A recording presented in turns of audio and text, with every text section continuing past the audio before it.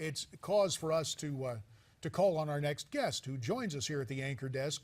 Fred Rustmann is the chairman and founder of the CTC International Group. He is a former CIA case officer, which uniquely qualified him to write the book entitled The Case Officer. Fred, it is good to have you back here on America's Forum. Great to be here, Jay.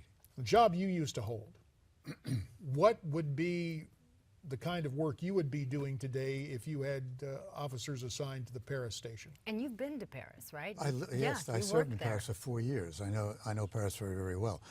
I'd be staking out every mosque, and I'd be learning who's going in and who's coming out.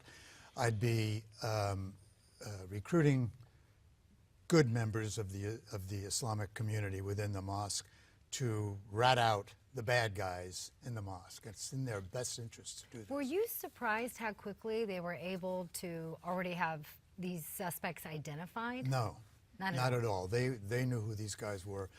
Their surveillance is pretty darn good. The CRS is very good in France, and they know who the bad guys are and they know who the good guys are. Unfortunately, I think not only in France but here in the United States, organizations like CARE, for example, they don't step up enough to the plate. They need to come up and they need to show that they're in support of the United States and France, and that they're against these organizations and that these people are poisoning the well. And as we look at this story unfolding, there's the old saying, hindsight is 20/20, but the fact that one of the brothers had been convicted and spent time in prison, if the French intelligence community is as capable as you portray it to be, how could someone like that fall through the cracks? He didn't fall through the cracks. He was out there for all to see, but the French are appeasers. It's a socialist country. They appease, they appease, they appease. We're very, very, very much like that here in the United States. We allow people to stay here. We know they're bad guys, but they haven't committed a crime yet. They haven't killed 12 people. And when you look at this as a police investigation, that's what's going to happen. You're always going to be behind the eight ball. It's always going to be after the fact when we get these guys. We need good intelligence, and we need to squeeze the moderate Islam community. We need to make these people hurt a little bit because of the actions of these bad guys. What do you mean by that when you say hurt a little bit? I mean, perhaps we need to squeeze them on visas and immigration policies and things like that. Not allowing them into the country, let's say, delaying because of the actions of a few. And we know that most of the Muslims are just fine, but the actions of a few are poisoning the well. And we have to get them on our side, and they're not right now. But do you think they're going to join that side, though, if you do what it is you're saying to do, which is not allow them in the country? Well, I think if you put the squeeze on these moderate Muslims. Yes, I do. I think that they'll come along, because they're not going to like it when their grandmother and their daughter can't come to the United States, can't get the visa's delayed, or things of that nature. That's the kind of squeeze I'm talking about. They've got to step up to the plate. They've got to help us out in the mosques. We've got to have more recruits in the mosques telling us exactly who the bad guys are and what they're talking about and what they're planning.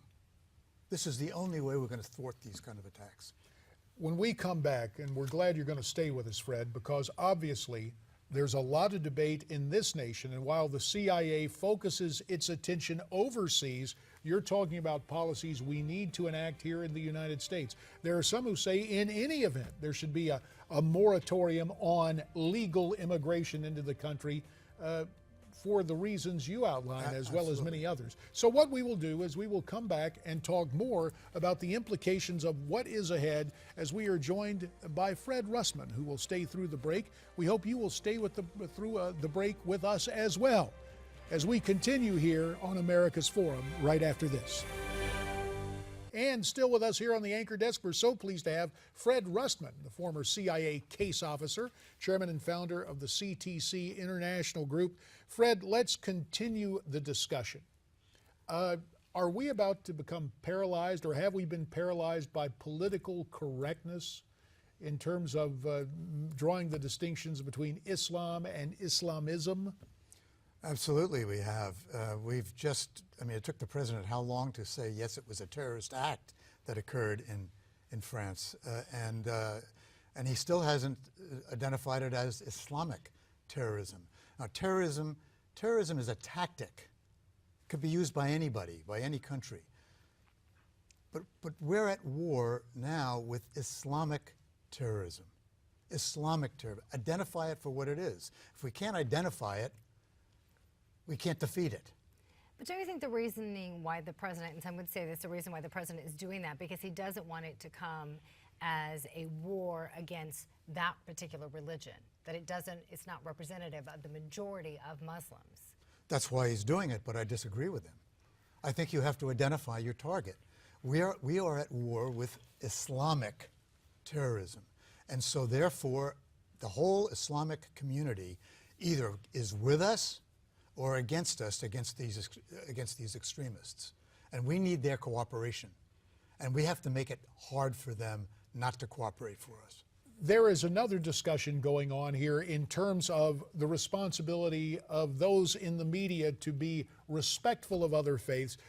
Should media organizations not print things considered blasphemous to Islam or other faiths? Well, we have the First Amendment. The North Korean movie it's a stupid movie, but it offended North Korea.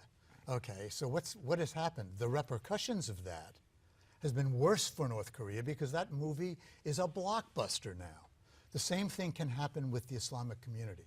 Okay, for example, one of those cops that was shot, the one that they show the blob there, yeah. that cop was Islamic. He was a Muslim.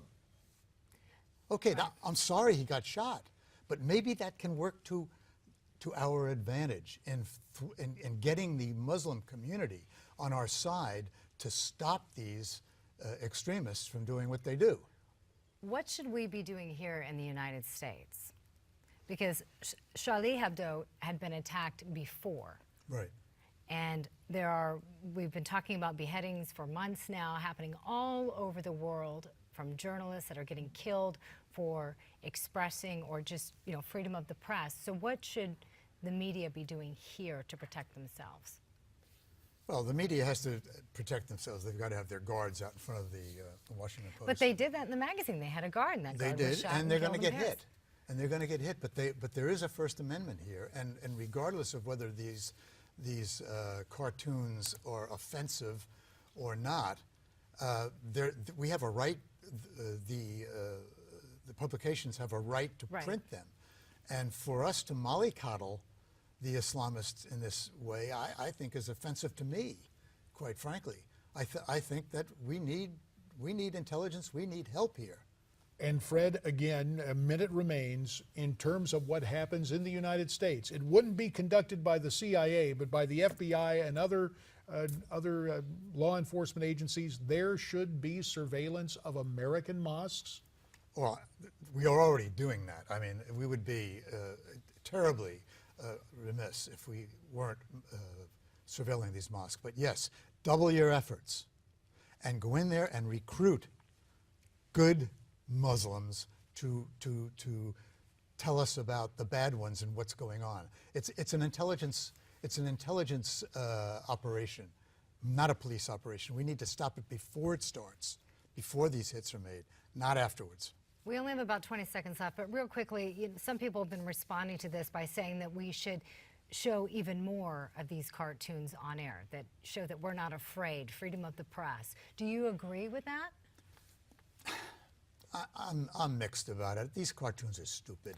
They really are stupid, kind of like that North Korea movie. It was dumb.